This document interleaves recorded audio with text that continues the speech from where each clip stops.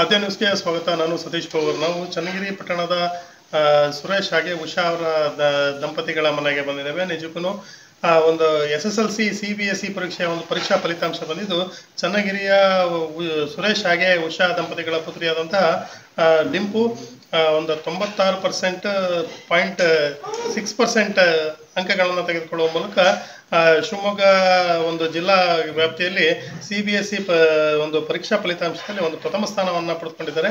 ಅದೇ ರೀತಿ ಚನ್ನಗಿರಿಯ ಒಂದು ಮಗು ಆಗಿರೋದ್ರಿಂದ ಒಂದು ಚನ್ನಗಿರಿ ತಾಲೂಕಿಗೆ ಒಂದು ಹೆಮ್ಮೆಯ ಸಂಗತಿಯಾಗಿದೆ.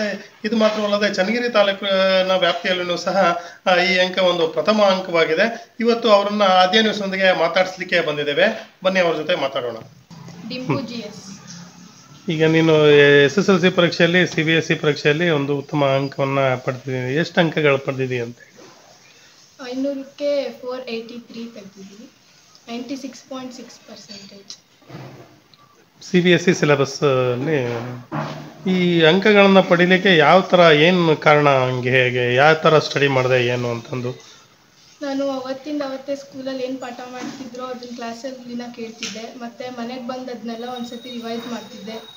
ಮತ್ತು ಹೋಮ್ವರ್ಕ್ ಏನೇ ಇದ್ದರೂ ಅದನ್ನು ಬೇಗ ಮುಗಿಸ್ಕೊಂಡ್ಬಿಟ್ಟು ಅವತ್ತಿಂದ ಏನೇನು ಪಾಠ ಮಾಡಿದ್ರೋ ಅದನ್ನೆಲ್ಲ ಓದ್ಕೊತಾ ಇದ್ದೆ. ಈ ಬಂದಿರೋ ಅಂಥ ಫಲಿತಾಂಶ ನಿನಗೆ ಖುಷಿ ಕೊಟ್ಟಿದೆ ಹೇಗೆ ಅಂತ? ಇನ್ನೂ ಸಾಕಷ್ಟು ಅಚೀವ್ ಮಾಡ್ಬೋದಿತ್ತಾ ಹೇಗೆ ಅಂತ? ಇನ್ನೂ ಜಾಸ್ತಿ ತೆಗಿಬೋದಿತ್ತು ಮ್ಯಾಥ್ಸಲ್ಲಿ. ಸೋಷಿಯಲಲ್ಲಿ ಇನ್ನೂ ತೆಗಿಬೋದಿತ್ತು. ಸೊ ಆ 2 ಸಬ್ಜೆಕ್ಟಲ್ಲಿ ಮಾರ್ಕ್ಸ್ ಅಷ್ಟು ಸ್ಯಾಟಿಸ್ಫೈ ಆಗಲಿಲ್ಲ. CBSE ಸಿಲೆಬಸ್ಗೂ ಸ್ಟೇಟ್ ಸಿಲೆಬಸ್ಗೂ ಏನು ಡಿಫ್ರೆನ್ಸ್ ಅನ್ಸುತ್ತೆ? ಇನ್ನು CBSE ಸಿಲೆಬಸ್ಸಲ್ಲಿ ಏನು ಟಫ್ ಅನ್ಸುತ್ತಾ ಅಥವಾ ಸ್ಟೇಟ್ ಸಿಲೆಬಸ್ಸಲ್ಲಿ ಇನ್ನೂ ಹೆಚ್ಚು ಅಂಕಗಳನ್ನು ಪಡಿಬೋದು ಅಂತ ಅನ್ಸುತ್ತಾ? ಸ್ಟೇಟ್ ಸಿಲೆಬಸ್ಸಲ್ಲಿ ಜಾಸ್ತಿ ಮಾರ್ಕ್ಸ್ ತೆಗಿಬೋದು, ಯಾಕಂದರೆ ಅಲ್ಲಿ ಅಪ್ಲೈಡ್ ಕ್ವಶನ್ಸ್ ಜಾಸ್ತಿ ಇರಲ್ಲ. ಸೊ ಡೈರೆಕ್ಟ್ ಕ್ವಶನ್ಸ್ ಇರುತ್ತೆ. ಸೊ ಅದರಿಂದ ಜಾಸ್ತಿ ತೆಗಿಬೋದು. CBSEಯಲ್ಲಿ ಸ್ವಲ್ಪ ಟ್ವಿಸ್ಟ್ ಮಾಡಿಬಿಟ್ಟು ಕ್ವಶನ್ಸ್ ಕೇಳ್ತಾರೆ. ಅದು ಬಿಟ್ಟರೆ ಬೇರೆ ಏನೂ ಡಿಫ್ರೆನ್ಸ್ ಇಲ್ಲ.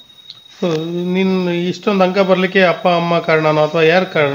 ಶಾಲೆ ಶಿಕ್ಷಕರ ಕಾರಣನೋ? ಎಲ್ಲರೂ ಕಾರಣ ಆಗಿದ್ದಾರೆ.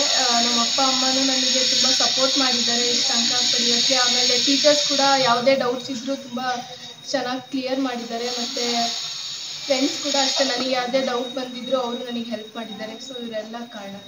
ಮುಂದೆ ಏನು ಯಾವುದು ಓದಬೇಕಂತ ಇದೆಯಮ್ಮ? ಮುಂದೆ ಏನು ಕನಸಿದೆ ಅಂತ? ನಾನು ನೀಟ್ ಬರೆದ್ಬಿಟ್ಟು ಡಾಕ್ಟರ್ ಆಗಬೇಕಂತ ಕನಸಿದೆ. ಇದು ನಮ್ಮ ಅಪ್ಪ ಅಮ್ಮನ ಆಸೆ. ಮತ್ತೆ ಹೇಗೆ ಅನಿಸ್ತಾ ಇದೆ ಇವಾಗ ನಿನಗೆ ಒಂದು ಫಲಿತಾಂಶ ಬಂದಿರೋದು? ಹೇಗೆ ಅನಿಸ್ತಾ ಇದೆ ಅಂತ? ತುಂಬ ಖುಷಿ ಆಗ್ತಿದೆ. ಮನೇಲಿ ಎಲ್ಲರೂ ಖುಷಿಯಾಗಿದ್ದಾರೆ. ಮತ್ತು ಟೀಚರ್ಸ್ ಕೂಡ ಫೋನ್ ಮಾಡಿಬಿಟ್ಟು ವಿಶ್ ಮಾಡಿದರು. ಅವರು ಎಲ್ಲರೂ ಖುಷಿಯಾಗಿದ್ದಾರೆ. ಸೊ ನಮ್ಮ ಅಜ್ಜಿ ತಾತನೂ ಎಲ್ಲರೂ ಖುಷಿಯಾಗಿದ್ದರು.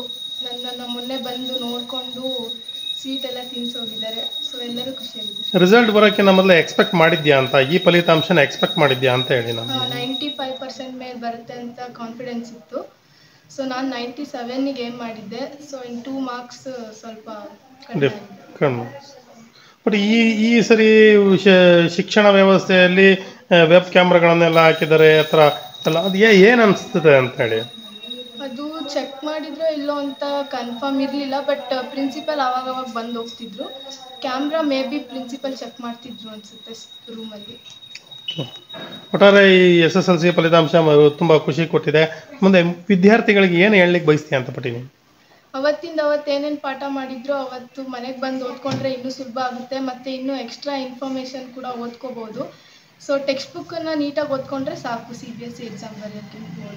Thank you.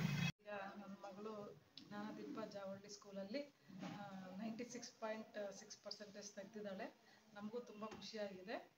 ಅದೇ ಇನ್ನು ಅವಳದು ಏಮ್ ಇದ್ದಿದ್ದು ಅದೇ 97 ಎಕ್ಸ್ಪೆಕ್ಟ್ ಮಾಡಿದ್ಲು. ಅದೇ ಇನ್ನು 2 ಮಾರ್ಕ್ಸ್ ಸ್ವಲ್ಪ ಡಿಫ್ರೆನ್ಸ್ ಆಗಿದೆ. ಆದರೂ ಖುಷಿ ಇದೆ ನಮಗೆಲ್ಲರಿಗೂ. ಅಂದರೆ ಅವಳು ಮೊದಲಿಂದನೂ ಹೆಚ್ಚಿನ ಹೊತ್ತು ಜಾಸ್ತಿ ಸ್ಟ್ರೈನ್ನೇ ತೊಗೊತಿದ್ದಿಲ್ಲ. ಹೇಗೆ ಓದ್ತಿದ್ಲು ಅಂದರೆ ಅವಳು ಬಂದ ತಕ್ಷಣ ಅವತ್ತಿಂದ ಏನು ವರ್ಕ್ ಆಗ್ತಿತ್ತು ಅವತ್ತಿಂದೇ ಕಂಪ್ಲೀಟ್ ಸ್ಟಡಿ ಅವತ್ತೇ ಮುಗಿಸ್ಕೊಂಡ್ಬಿಡ್ತಿದ್ಲು. ಸೊ ಹಾಗಾಗಿ ಅದು ಒಂದು ಅವಳಿಗೆ ಪ್ಲಸ್ ಪಾಯಿಂಟ್ ಆಯಿತು. ಓದಲಿಕ್ಕೆ ಜಾಸ್ತಿ ಸ್ಟ್ರೈನ್ ತೊಗೊಳ್ಳಿಲ್ಲ. ಆಮೇಲೆ ಫ್ರೀ ಇದ್ದಾಗ ಸ್ವಲ್ಪ TV ಮೊಬೈಲ್ ಒಂದು ಸ್ವಲ್ಪ ಮೈಂಡ್ ಕೂಡ ನಾವು ಹೇಳ್ತಿದ್ವಿ, ಒಂದು ಸ್ವಲ್ಪ ಮೈಂಡ್ ಫ್ರೀ ಇರಲಿ, ತುಂಬ ಪ್ರೆಷರ್ ಆಗೋದು ಬೇಡ ಅಂತ. ಸೊ ಆ ರೀತಿ ಎಲ್ಲ ಒಂದು ಇದನ್ನು ನಾವು ಅವಳಿಗೆ ಕೋಆರ್ಡಿನೇಷನ್ ಕೊಟ್ಟಿದ್ದರಿಂದ ಇಷ್ಟು ಫಲಿತಾಂಶವನ್ನು ರೀಚ್ ಮಾಡಿದ್ದಾಳೆ. ಎಕ್ಸ್ಟ್ರಾ ಕೋಚಿಂಗ್ ಏನಾದ್ರು ಹೋಗಿದ್ರಾ? ಇಲ್ಲ ಸರ್, ಅದೇ ಸ್ಕೂಲ್ದೇನಿತ್ತು ಅದೇ ಕೋಚಿಂಗ್ಗೆ ಅವಳು. ಅವಳು ಅದೇ ಒಂದು ಬೇಸಿಕ್ ಏನಪ್ಪ ಅಂದರೆ ಅವಳು ಸ್ಟಾರ್ಟಿಂಗಿಂದ ಅವತ್ತೇ ಕಂಪ್ಲೀಟ್ ಮಾಡ್ಕೊಂಡು ಬಂದಿದ್ದರಿಂದ ಅವಳಿಗೆ ಬರ್ಡನ್ ಆಗಲಿಲ್ಲ. ಅವಾಗಿಂದ ಆಗಿದ್ದರಿಂದ ಪ್ರಾಕ್ಟೀಸ್ ಚೆನ್ನಾಗಿ ಮಾಡ್ಕೊಂಡು ಬಂದ್ಬಿಟ್ಲು. ಸೊ ಹಾಗಾಗಿ ಚೆನ್ನಾಗಿ ರಿಸಲ್ಟ್ ಬರಲಿಕ್ಕೆ ಅವಳದು ಸಾಧ್ಯ ಆಯಿತು. ಮುಂದೆ ಮಗಳು ಏನಾಗಬೇಕು ಅಂತ ಬಯಸ್ತೀರಾ ಮೇಡಮ್? ಸರ್ ಅದು ನಮ್ಮ ಅಪ್ಪಾಜಿ ಅಮ್ಮಂದೇಮು ಮತ್ತು ನಮ್ಮ ಮನೆಯವರ ಅವರ ಚಿಕ್ಕಪ್ಪ ಅವ್ರದ್ದೆಲ್ಲ ಏಮ್ ಇರೋದು MBBS ಮಾಡಿಸಿ ಮೆಡಿಕಲ್ ಕಳಿಸ್ಲೇಬೇಕು ಅನ್ನೋದು ಅವ್ರದ್ದು ಏಮ್ ಇದೆ. ಪರ್ಟಿಕ್ಯುಲರಾಗಿ ಅವಳಿಗೆ ಸ್ವಲ್ಪ ಪೈಲಟಿಂದ ಏಮ್ ಇತ್ತು. ಬಟ್ ನಾವೇ ಯಾಕೋ ಮಗಳು ಮತ್ತು ಅಲ್ಲಿ ಅಂತ ಆ ಒಂದು ಫೀಲ್ಡ್ ಬೇಡಪ್ಪ ಅಂತೇಳಿ MBBSಗೆ ನಮ್ಮದೆಲ್ಲ ಏಮ್ ಇದೆ. ಸೊ ಈಗ ಅವಳು ಕೂಡ ಅದಕ್ಕೆ ಸ್ಟಿಕ್ಕನ್ ಆಗಿದ್ದಾಳೆ. ಸೊ ಮುಂದಿನ ದಿನಗಳಲ್ಲಿ ನೀಟ್ ಪರೀಕ್ಷೆಯನ್ನು ಎದುರಿಸುವಂತ ಕಾನ್ಸಂಟ್ರೇಟ್ ಮಾಡ್ಸೋಣ ಅಂತ ನಮ್ದೆಲ್ಲರದು ಒಟ್ಟಾರೆ ತೀರ್ಮಾನ ಆಗಿದೆ. ಒಬ್ಬ ಶಿಕ್ಷಕರಾಗಿ ನೀವು ಈ ವಿದ್ಯಾರ್ಥಿಗಳಿಗೆ ಏನು ಹೇಳಲಿಕ್ಕೆ ಬಯಸ್ತೀರಿ ಮೇಡಮ್? ಅದೇ ಸರ್, ನಾನು ಟೀಚರ್ ಆಗಿರೋದ್ರಿಂದ ನಮ್ಮ ಸ್ಕೂಲಲ್ಲೂ ಮಕ್ಳಿಗೆ ಹೇಳೋದು ನಾನು ಒಂದೇನೆ, ಯಾವುದೇ ಸಬ್ಜೆಕ್ಟ್ ಆದರೂ ಅವತ್ತೇ ಓದ್ಬಿಟ್ರೆ ಸ್ವಲ್ಪ ಹೆವಿ ಆಗಲ್ಲ, ಆಮೇಲೆ ತುಂಬ ಕಷ್ಟ ಅನ್ಸೋದಿಲ್ಲ ಅಂತ ಹೇಳ್ತಾನೆ ಇರ್ತೀನಿ. ಸೊ ಹಾಗಾಗಿ ಯಾವ ಮಕ್ಕಳಾದ್ರೂ ಅಷ್ಟೇ, ನನ್ನ ಮಗಳಿಗೆ ಅದು ಹೇಳಿದ್ವಿ, ಅವಳು ಅದೇ ಥರ ಫಾಲೋ ಮಾಡ್ಕೊಂಡು ಪ್ರತಿದಿನನೂ ಅಪ್ಡೇಟ್ ಇರಬೇಕು ಅಂತ ಹೇಳಿ ಅವತ್ತೇ ಮಾಡ್ಕೊಂಡು ಬಂದುಬಿಟ್ರೆ ಒಂದೇ ಸಲ ಅವತ್ತು ಪ್ರಾಕ್ಟೀಸ್ ಆಗಿರೋದ್ರಿಂದ ಅವತ್ತೊಂದು ದಿವಸ ಬರೀ ರಿವೈಸ್ ಮಾಡ್ಬೋದು ಅಷ್ಟೇ ಎಕ್ಸಾಮ್ ಟೈಮ್ಗಳಲ್ಲಿ. ಸೊ ಕೆಲವು ಮಕ್ಳು ಏನು ಮಾಡ್ಬಿಡ್ತಾರೆ ಅಂದರೆ ಅವತ್ತು ಓದೋದೇ ಇಲ್ಲ, ಅದನ್ನ ಅವತ್ತು ಮರ್ತೇ ಬಿಟ್ಬಿಡ್ತಾರೆ. ಕ್ಲಾಸಲ್ಲಿ ಕೇಳಿರ್ತಾರೆ, ರಿವ್ಯೂ ಮಾಡಲಿಲ್ಲ ಅಂದರೆ ಮರ್ತೋಗುತ್ತೆ. ಸೊ ಆ ಒಂದು ಇದನ್ನು ಸ್ವಲ್ಪ ಚೇಂಜಸ್ ಮಾಡಿಕೊಂಡ್ರೆ ಮಕ್ಕಳು, ಯಾವ ಮಕ್ಕಳಾದ್ರೂ ನನ್ನ ಮಗಳಂಗೇನೆ ಕೂಡ ಒಳ್ಳೆ ಫಲಿತಾಂಶ ರಿಸಲ್ಟ್ ತರಲಿಕ್ಕೆ ಸಾಧ್ಯ ಆಗುತ್ತೆ ಅನ್ನೋದು ನಾನು ಆ್ಯಸ್ ಎ ಟೀಚರ್ ಆಗಿ ಹೇಳಲಿಕ್ಕೆ ಇಷ್ಟಪಡ್ತೀನಿ. Thank you. ಈಗ ಮಗಳು ಒಂದು SSLC ಪರೀಕ್ಷಾ ಫಲಿತಾಂಶದಲ್ಲಿ ಉತ್ತಮ ಅಂಕಗಳನ್ನು ಪಡೆದಿದ್ದಾರೆ. ಹಾಗೆಯೇ ಚನ್ನಗಿರಿ ತಾಲೂಕಿನಲ್ಲಿ ಒಂದು ಹೆಚ್ಚು ಅಂಕ ಪಡೆದಿರೋಂಥ ವಿದ್ಯಾರ್ಥಿನಿ ಅಂತೇಳಿ ಆಗಿದ್ದಾರೆ. ಅದ್ರ ಬಗ್ಗೆ ತಾವು ಏನು ಹೇಳ್ತೀರಿ ಸರ್? ಮಕ್ಕಳು ಯಾವ ರೀತಿ ಓದಿದ್ದಾರೆ, ಏನು ಹೇಗೆ? ನಾನು ಅಬ್ಸರ್ವ್ ಮಾಡ್ದಂಗೆ ಅವಳು ಕ್ಯಾಶುಯಲಾಗೆ ಓದ್ತಾ ಇದ್ಲು, ಯಾವುದೋ ಏನು ಸೀರಿಯಸ್ ಅಂತ ಅಂತಿರಲಿಲ್ಲ. ಬಟ್ ಎಕ್ಸಾಮ್ ಟೈಮಲ್ಲಿ ಭಾಳಷ್ಟು ರಾತ್ರಿ ಎಲ್ಲ ಓದಿ ಸಿಲೆಬಸ್ಸನ್ನು ಕಂಪ್ಲೀಟ್ ಮಾಡ್ಕೊಂಡಿದ್ದಾಳೆ.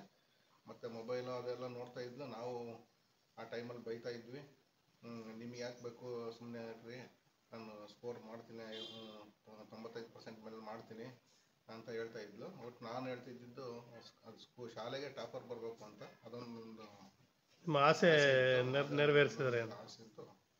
ಇಡೀ ಶಾಲೆಗೆ ಮಗಳು ಟಾಪರ್ ಇದ್ದಾರೆ, ಇಡೀ ಶಾಲೆಗೆ ಟಾಪರ್ ಇದ್ದಾಳೆ, ಅದೇ ನನಗೆ ಸ್ಯಾಟಿಸ್ಫ್ಯಾಕ್ಷನ್. ಚನ್ನಗಿರಿ ತಾಲೂಕಿನಲ್ಲಿರುವಂಥ ವಿದ್ಯಾರ್ಥಿಗಳಿಗೆ ಏನು ಹೇಳಲಿಕ್ಕೆ ಬಯಸ್ತೀರಿ ಸರ್? ಚನ್ನಗಿರಿ ತಾಲೂಕಲ್ಲಿ ಇರುವಂಥ ವಿದ್ಯಾರ್ಥಿಗಳಿಗೆ ಅಂದರೆ ಪಾಠಗಳು ಎಲ್ಲ ಕಡೆನೂ ಚೆನ್ನಾಗಿ ಆಗುತ್ತೆ, ಟೀಚರ್ಸು ಚೆನ್ನಾಗೇ ಪಾಠ ಮಾಡ್ತಾರೆ. ಅವರು ಹೇಳುವಂಥ ಎಲ್ಲ ಏನು ಸೂಚನೆಗಳು ಸಲಹೆಗಳು ಏನಿರ್ತವೆ ಅವುಗಳನ್ನು ತಕ್ಷಣವೇ ಅದನ್ನು ಇಂಪ್ಲಿಮೆಂಟ್ ಮಾಡ್ಕೊಂಡ್ರೆ ಎಲ್ಲ ವಿದ್ಯಾರ್ಥಿಗಳು ಹೈಯೆಸ್ಟ್ ಸ್ಕೋರನ್ನು ಮಾಡ್ಬೋದು. ಪ್ರತಿಭೆ ಎಲ್ಲರಲ್ಲೂ ಇರುತ್ತೆ, ಬಟ್ ಅದನ್ನು ಇನ್ಹೇಲ್ ಮಾಡ್ಬೇಕಷ್ಟೇ. ಅವರುಗಳು ಅದನ್ನು ಬಳಸ್ಕೊಂಡು ಇನ್ಹೇಲ್ ಮಾಡ್ಕೊಂಡು ವಾತಾವರಣ ಸೃಷ್ಟಿ ಮಾಡ್ಕೊಂಡ್ರೆ, ಓದುವಂಥ ವಾತಾವರಣ ಸೃಷ್ಟಿ ಮಾಡ್ಕೊಂಡ್ರೆ ಎಲ್ಲ ಮಕ್ಕಳನ್ನು ಕೂಡ ರ್ಯಾಂಕ್ ಬರೋದಕ್ಕೆ ಸಾಧ್ಯ ಆಗುತ್ತೆ.